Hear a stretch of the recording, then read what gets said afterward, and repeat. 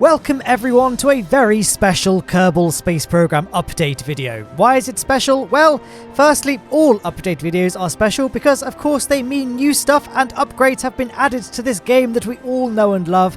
But today is extra special because this is the final major update that Kerbal Space Program will ever receive as Squad begins to shift its focus to helping create Kerbal Space Program 2. That's right, welcome to Kerbal Space Program 1.12 on final approach. We're currently cruising above the icy tundras of Eeloo as this planet, along with Jules' moon Pol, has received a significant graphical upgrade to bring it in line with the rest of the beautification that the rest of the solar system's planets and moons have received up to now, completing Squad's quest to get the game looking as spiffing as possible. And that's not the only spiffing thing about this scene. As you can see here, Jebediah is wearing some sweet new threads, the new spacesuit that's been added to the game, that has taken some clear inspiration from a certain private space company that's been making strides in human space program. Oh no! We've crashed! Luckily, we have a base on Eeloo for Jebediah to relax in while he waits for rescue when he comes to a stop. Eventually. Let's just speed the footage up. There we go. He's fine. I haven't quite got the base finished yet, though. It's actually still in orbit, needing to be reconfigured into its landing orientation. I'm going to separate this upper module here, maneuver it around, and then dock it to the fellow module from the side. Oops! It would appear I've messed up my alignment, but no matter. One of this update's big improvements to quality of life is that now all of the standard Clampertron docking ports have rotatable joints, meaning that if you get your module alignment a little bit off, you can make fine-tune adjustments to getting things looking just right. And now that's done, let's get to landing this thing. We can just skip ahead to when I actually got it to land. Here we go. There we are. After that smooth transition, Jebediah is ready to board the base. However, the base could definitely use some power, which brings me to the next talking point of this update video.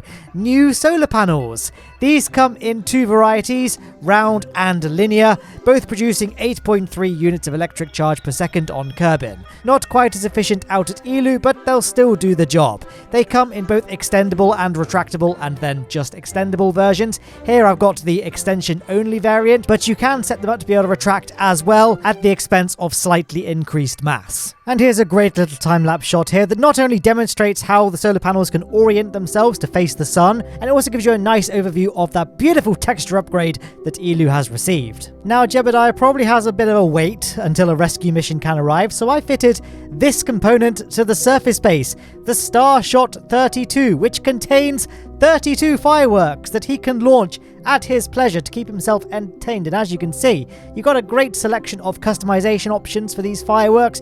You can choose the colors, the trail type, the burst type, as well as the launch velocity and the explosion delay, aka how soon after launch the firework explodes. And here I am just spamming the launch button and trying out all the different trail types and burst types to give you an idea of what they all look like, though I would imagine you could get a better sense of what they look like when you get this update for yourself, which is free to all owners of Kerbal Space Program. And don't worry about the fireworks exploding too close to your surface base. As you can see, we can set them to explode the second they launch pretty much, and it doesn't do any damage to our solar panels or any other aspect of our surface base, so Jebediah can rest easy. Here we are in the vehicle assembly building because I want to showcase some other new parts in addition to the new panels that we've already talked about, and that is new flag pieces.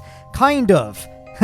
You can now have your flags set to act as structural panels.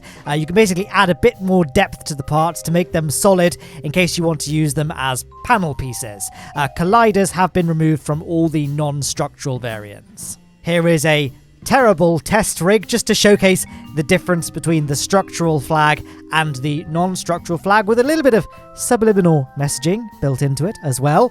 Here it is. I've launched this craft because I want to showcase this new feature about struts, which is amazing. You can now disconnect strut pieces on the fly, so now you don't have to worry about any pesky struts ruining something like a rotating ring station or something like that. Anyway, I'm quickly returning to the vehicle assembly building now because it's not just new parts that we have. We also have some much welcomed UI changes to improve quality of user experience. We now have the ability to create folders for our craft files, so no longer do you have to navigate a really busy list of just random crafts. Now you can categorize and sort them into folders to make navigating to a specific craft much easier. As you can see from the UI, you can also load craft from any save you have, not just the one that you happen to be playing right now. Not only is the craft file list much easier to navigate, but now so are quick saves. Now we have a little search box that you can use to locate a specific save file rather than having to just scroll down a big long list. But that's not the only quality of life improvement we have. We now have a maneuver node maker app.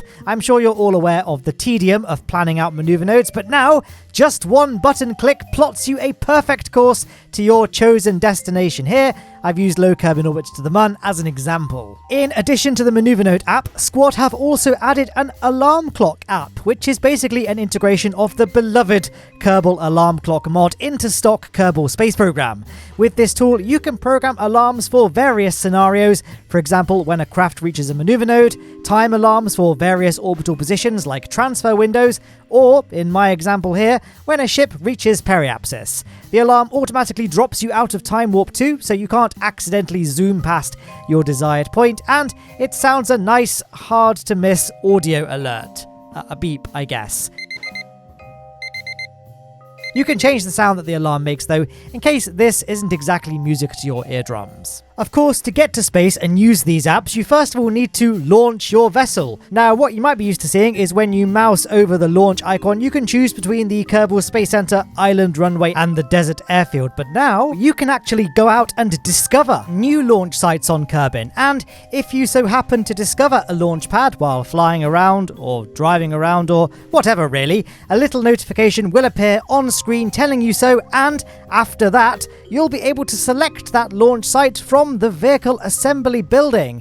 Here, I've discovered the Glacier Lake launch pad, so now, if I go back to the vehicle assembly building after definitely not crashing my plane, I am now able to use it as a launch point for any of my rockets going forward. And no, I'm not going to share the coordinates of this launch site or any of the others. You'll have to find them yourself. There aren't any extraterrestrial ones, they're all on Kerbin. And when you've hunted down every last launch zone, there are also a few new Easter eggs to discover, which again, I'll leave the hunt for those up to you. You may wish to use a rover to aid your exploration, and if that's the case, then I've got good news, because Squad have made some major improvements to the way wheels work in Kerbal Space Program. They've fixed previous issues with the stress tolerance and have made many improvements to the suspension and friction models. Additionally, they also have a few new tweakable controls that will help reduce how easy it can be to flip rovers over.